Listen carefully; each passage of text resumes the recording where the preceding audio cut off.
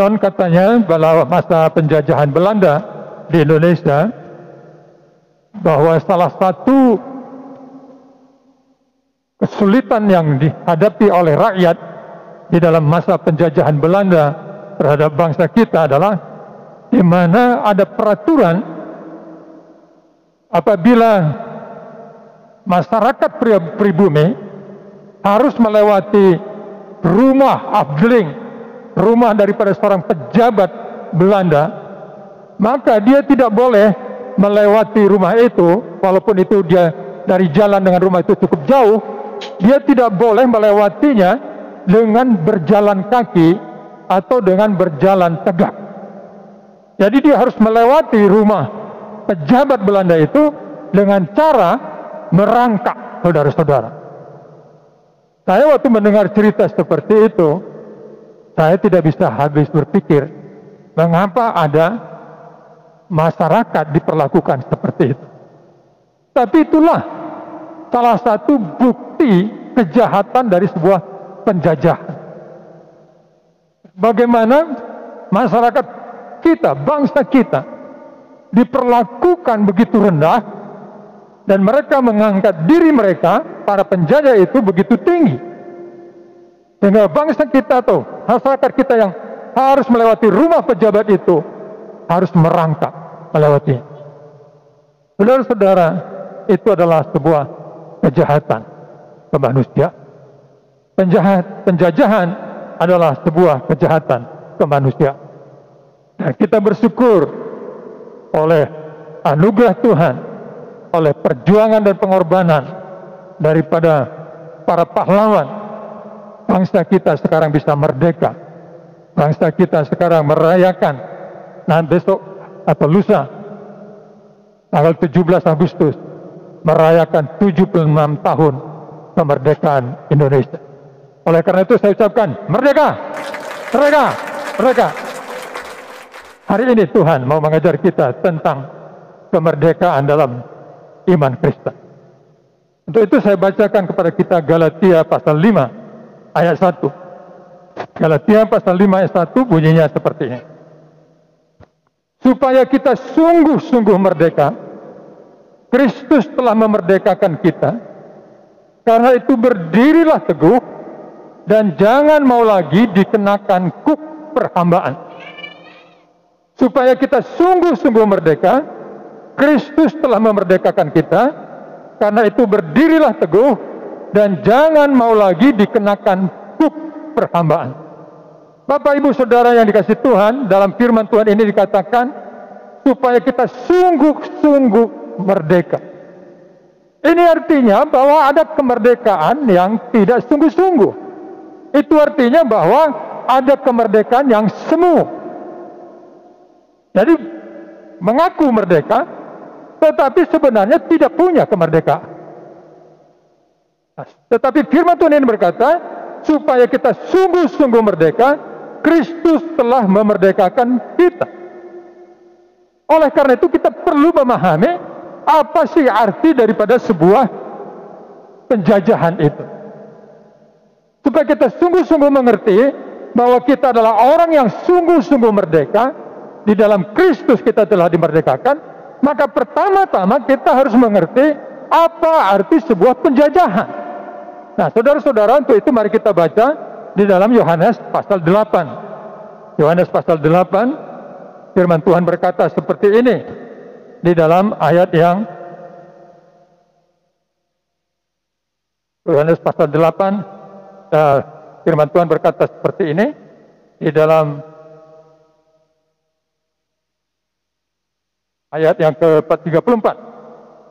Kata Yesus kepada mereka, Aku berkata kepadamu, sesungguhnya setiap orang yang berbuat dosa adalah hamba dosa. Nah, saudara-saudara, di sini Tuhan Yesus memberikan kepada kita sebuah definisi tentang arti penjajahan. Yaitu di mana Tuhan Yesus menggunakan istilah di sini, sesungguhnya setiap orang yang berbuat dosa adalah hamba dosa. Jadi dengan kata lain di sini Tuhan Yesus mau mengatakan seorang yang dijajah adalah seorang yang melakukan apa yang dikehendaki oleh penjajah tersebut. Istilah yang dipakai di sini hamba, saudara. Hamba itu budak. Jadi dia tidak bisa menolak apa yang dikatakan oleh tuannya. Seorang tuan berdaulat penuh kepada seorang budaknya. Jadi kalau tuannya berkata, kamu harus pergi, dia pergi.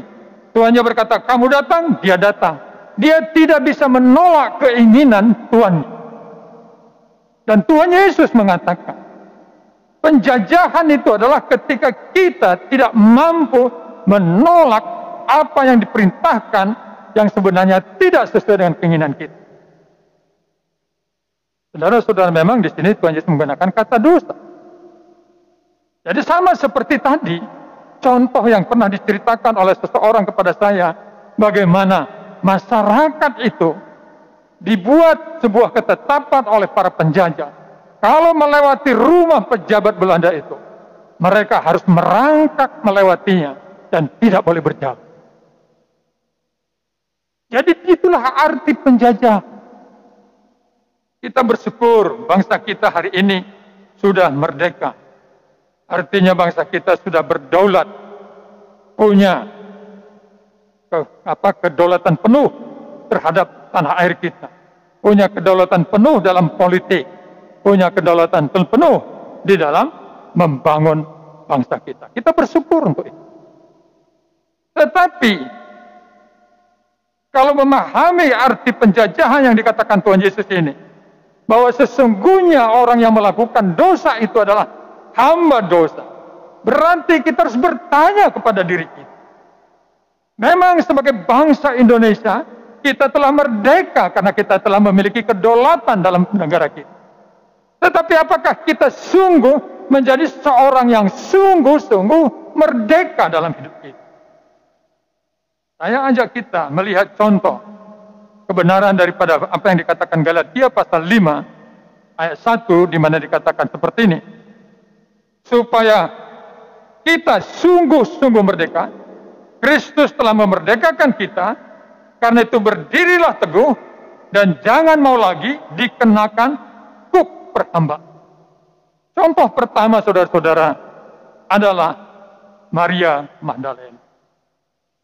Maria Magdalena menurut tradisi dan juga dalam kebenaran firman Tuhan, sebelum menjadi seorang yang mengikut Yesus dan melayani Tuhan Yesus, dia adalah seorang wanita pelacur.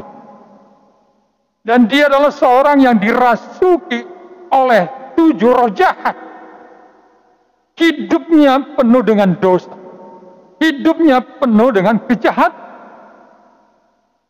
Dia tidak bisa melepaskan dirinya dari kejahatannya. Dia dikendalikan oleh dosanya. Dia dikendalikan oleh roh jahat yang merasuk di dalam kehidupannya. Sampai akhirnya dia bertemu dengan Tuhan Yesus. Dan Tuhan Yesus membebaskan dia. Dia menjadi seorang yang merdeka. Dia tidak lagi dikendalikan oleh dosa. Dia tidak lagi dikendalikan oleh roh jahat yang merasuk. Itu adalah sebuah kemerdekaan yang diberikan oleh Tuhan Yesus. Suatu kali Tuhan Yesus bersama dengan muridnya mendarat di sebuah daerah yang disebut daerah Gerasa, saudara-saudara. Tidak ada rakyat yang menyambut dengan jumlah yang banyak. Hanya satu pemuda yang datang. Dan pemuda ini fisiknya sangat mengerikan. Badannya kekar, tinggi. Rambutnya panjang, acak-acakan. Jenggotnya tidak pernah dicukur. Dan dia juga tanpa busana. Dia berteriak-teriak dan berkata kepada Yesus, "Apa urusanmu dengan aku?" Alkitab berkata, pemuda ini adalah seorang yang sangat liar, tidak bisa dikendalikan oleh manusia. Pernah dirantai oleh keluarganya, dirantai oleh tetangganya. Tetapi karena ada kekuatan yang hebat dalam dirinya, rantai itu bisa dia putuskan. Hidupnya sangat mengerikan. dia dikendalikan oleh kejahatan di dalam hidup. Alkitab mengatakan bahwa pemuda ini dijajah oleh legion, roh jahat dengan jumlah legion, saudara-saudara. Sehingga dia tidak bisa tinggal di tengah-tengah masyarakat dengan tenang. Dia suka tinggal di kuburan-kuburan. Lalu bertemu dengan Tuhan Yesus. Apa yang dilakukan oleh Tuhan Yesus? Tuhan Yesus mengusir legion itu dan membuat pemuda ini menjadi pemuda yang waras, yang akhirnya melayani dan memberitakan Injil kepada keluarganya ke kampung. Dia yang tadinya dijajah oleh legion, dia yang tadinya dikendalikan oleh legion, sekarang menjadi pribadi yang merdeka. Dia tidak lagi dikendalikan oleh legion, dia bisa hidup normal, dia hidup waras, bahkan melayani, memberitakan perbuatan Tuhan kepada keluarganya. Saudara-saudara, suatu kali dalam perjalanan Tuhan Yesus mampir ke daerah Samaria. Lalu dia berhenti di sebuah sumur. Kemudian datang seorang perempuan cantik, saudara-saudara, juga ingin mengambil air di sumur itu. Dan waktunya itu tengah hari. Itu sebuah peristiwa yang unik. Ya. Biasanya wanita-wanita mengambil air ke sumur itu pada pagi hari atau sore hari. Secara umum sangat aneh seorang perempuan mengambil air siang hari. Tapi perempuan ini datang siang hari. Lalu terjadi dialog antara Tuhan Yesus dengan wanita ini. Dan dalam percakapan itu, akhirnya perempuan itu mengaku dia seorang wanita yang telah berganti-ganti suami. Dan saat ini dia tinggal dengan seorang laki-laki, dan itu bukan suami. Dan apa dia mengaku? Karena Yesus berkata, menyebutkan bahwa suami yang bertinggal bersama engkau bukanlah suami. Mengapa dia harus ganti-ganti suami, saudara? Karena dia dikendalikan oleh hawa nafsu.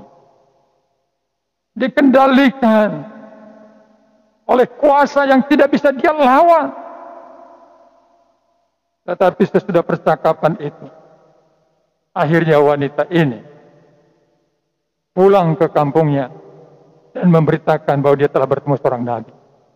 Dan saya percaya wanita itu akhirnya bebas daripada dosa hawa nafsu yang mengendalikan. Galatia 5 ayat 1 ini berkata seperti ini. Supaya kita sungguh-sungguh merdeka. Kristus telah memerdekakan kita. Karena itu berdirilah teguh dan jangan mau lagi dikenakan perhambaan. Saudara-saudara yang dikasihi Tuhan, bicara tentang dosa itu bukan tentang masa lalu yang hanya pernah dialami oleh wanita Samaria, oleh pemuda Gerasa, ataupun oleh Maria Magdalena. Tetapi saudara-saudara, orang yang hidupnya dijajah oleh kejahatan, oleh dosa, itu terjadi di masa modern ini juga.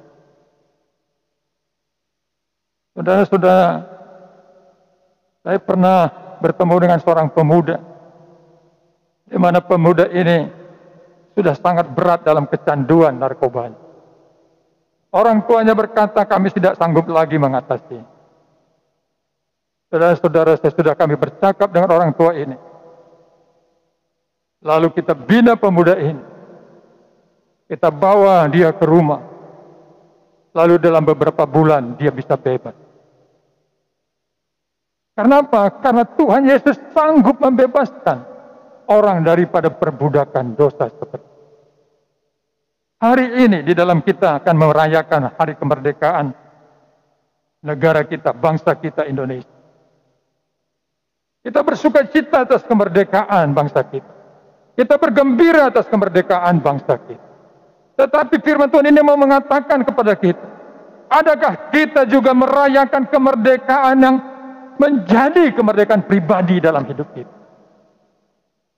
Apakah saudara dan saya masih dijajah oleh sebuah kejahatan, oleh sebuah dosa, di mana kita tidak mampu melawan dosa itu? Firman Tuhan ini berkata, kalau saudara berada dalam situasi itu, Kristus sanggup memerdekakan saudara. Kristus mampu membebaskan saudara dari perbudakan apa yang membuat saudara tidak berdaya. Saudara-saudara yang dikasihi Tuhan, ketika Yesus memerdekakan kita, firman Tuhan ini berkata, itu adalah kemerdekaan total. Kemerdekaan total. Bukan kemerdekaan setengah-setengah. Bukan kemerdekaan yang semu dan palsu. Tetapi kemerdekaan yang sejati. Ini yang pertama yang Tuhan mau katakan kepada kita tentang kemerdekaan iman Kristen. Tetapi yang kedua, firman Tuhan berkata di dalam ayat yang ke-13, berbunyi seperti ini.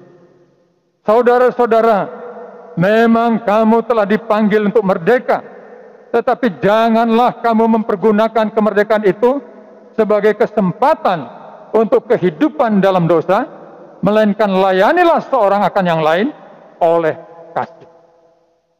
Kalau yang pertama firman Tuhan ini berkata, mari syukuri dalam hidupmu, kemerdekaan yang telah dikerjakan Kristus dalam hidupmu adalah kemerdekaan yang total, kemerdekaan yang sejati, yang membebaskan engkau dari perbudakan dosa, tapi juga perbudakan-perbudakan yang lain yang mengendalikan engkau. Kuasanya sanggup memerdekakan engkau. Lalu yang kedua Tuhan berkata, kalau engkau mengaku sudah merdeka, kalau engkau mengaku bahwa engkau bukan lagi seorang yang dijajah, diperbudak, maka isilah kemerdekaan itu, dikatakan di sini. Pergunakanlah kemerdekaan itu sebagai kesempatan untuk hidup dalam kesempatan untuk kehidupan, bukan dalam dosa, melainkan layanilah seorang akan yang lain oleh kasih. Bapak Ibu yang kasih Tuhan, saya dalam rangka memikirkan tentang perayaan kemerdekaan, saya membaca kutipan-kutipan tokoh-tokoh kemerdekaan Indonesia. Salah satu pernyataan yang saya baca adalah dari Bapak proklamator kita, Insinyur Soekarno. Dia berkata, musuh yang saya hadapi itu jauh lebih mudah, karena saya tahu musuh saya itu penjajah. Tetapi musuh yang akan kalian hadapi adalah jauh lebih sulit, karena saudara akan menghadapi musuh saudaramu sendiri.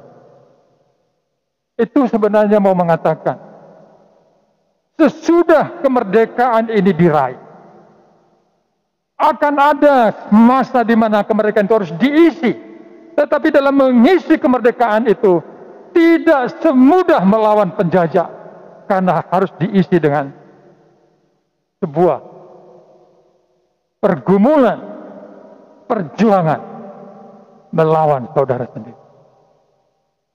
Hari-hari ini, kalau kita membaca surat kabar atau tahun-tahun terakhir ini, kita melihat kemerdekaan itu sepertinya digoncangkan oleh isu intoleransi. Isu di mana ada kelompok-kelompok tertentu menganggap kemerdekaan kita itu harus diisi dengan budaya tertentu, dengan ideologi tertentu, bukan dengan ideologi Pancasila. Dan itu menjadi sebuah perjuangan. Dan itu adalah sebuah apa yang disampaikan oleh Bapak proklamator kita, Insinyur Soekarno, yang hari ini kita hadapi. Dalam kehidupan kita sebagai orang Kristen, kita harus mengisi kemerdekaan kita dengan apa?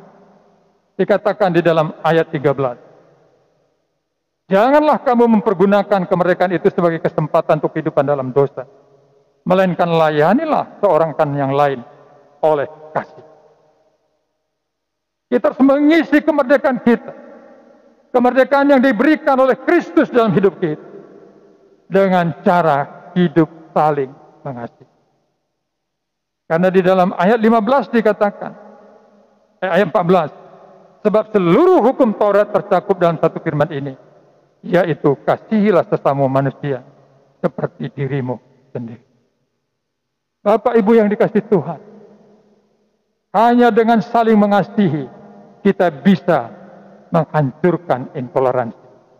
Hanya dengan mengasihi kita bisa menghancurkan kebencian atas nama ras.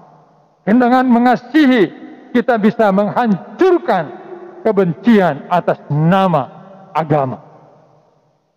Kasih yang menyelamatkan kita. Kasih yang memerdekakan kita. Kasih itu jugalah yang harus kita hidupi dalam kemerdekaan kita. Mari kita mulai dari keluarga kita. Kita lanjutkan dalam persekutuan gereja kita. Dan kita lanjutkan dalam kehidupan bersama dengan tetangga kita. Kita isi kemerdekaan yang diberikan Kristus seperti yang Dia kehendaki. Hidup, saling mengasihi, dan melayani. Tuhan berkati.